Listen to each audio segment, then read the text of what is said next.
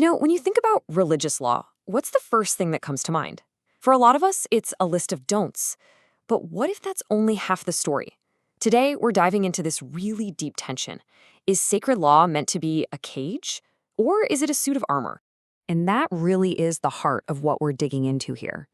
Is it a cage that boxes you in? Or is it armor that actually sets you free to fight? The source material we're looking at presents these two, radically different ways of thinking about what the law is even for. All right, so let's tackle that first idea, the law as a cage. Now, that sounds pretty negative, right? But what's fascinating is that the sources argue this cage wasn't built out of malice. It was designed to be a kind of fortress, a noble prison, if you will, and it had a very, very specific purpose. The material calls this the cage of preservation. And it's what happens when a community is pushed to the brink, when they're facing the very real threat of being wiped out. At that point, the law's goal totally shifts. It's no longer about spiritual growth for the individual, it becomes about just one thing, holding the tribe together so it can survive. And this isn't some abstract ancient idea. We can see exactly what this looks like in the real world. The sources call it hyper-legalistic minutia, things like building fences around the Torah. It becomes this obsession with tiny, bureaucratic details, like, checking every leaf of lettuce for microscopic bugs or designing special elevator buttons you can use on Shabbat. The entire focus zooms in on the letter of the law. So you have to ask, why? Why would a community build a cage for itself? Well, according to the sources, it wasn't about power or control. It was a trauma response. And here's the core motive right here.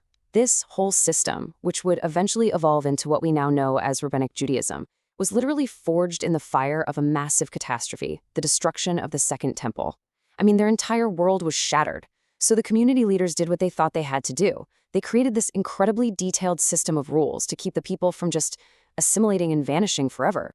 And you can see how this just completely flips the script on the entire purpose of the faith. The mission changed big time. It went from this grand offensive goal of cosmic victory, what the sources call the Great Repair or Tikkun, to a purely defensive strategy. The new number one priority? Community survival, period. So it's into this environment, this bureaucracy of survival, that the figure of Yeshua, or Jesus, arrives. And the way these texts frame him, he's not trying to start a new religion at all. He's actually attempting a kind of system restore, trying to dismantle this whole defensive structure to get back to the original programming. And he had some very specific grievances with how things were running. He saw the law being weaponized, used to crush people, especially the poor, under the weight of impossible burdens. He saw the temple, the most sacred space, being turned into a marketplace for profit. And he called out the hypocrisy of the leaders, calling them whitewashed tombs, looking pure on the outside, but full of corruption and what he called the lie on the inside. And this one quote it nails his entire point. He was basically saying the whole system had gotten its priorities completely backward. The law was supposed to serve people, to bring more life. It was never meant to be a master that people had to serve, even when it was hurting them. Okay, so if the law isn't a cage, what's the alternative? And that brings us to this completely different vision. According to this other framework, the law is armor. It's a powerful tool, not for survival, but for spiritual warfare.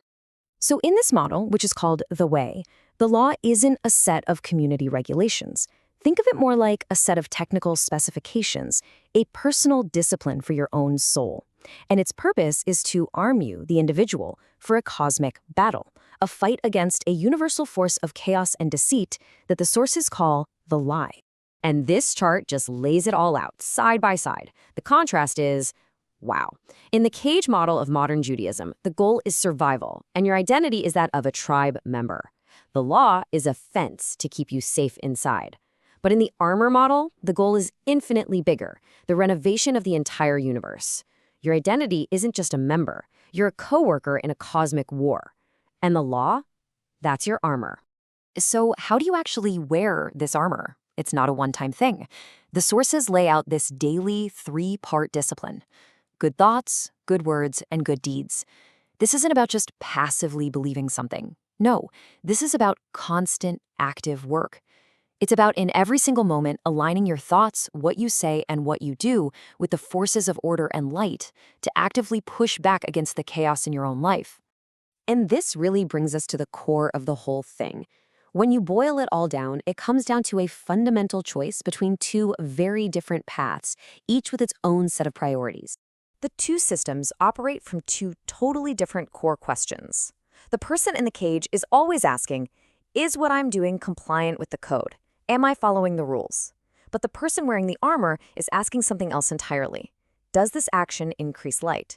Does this push back against chaos? And there it is. That's the trade-off.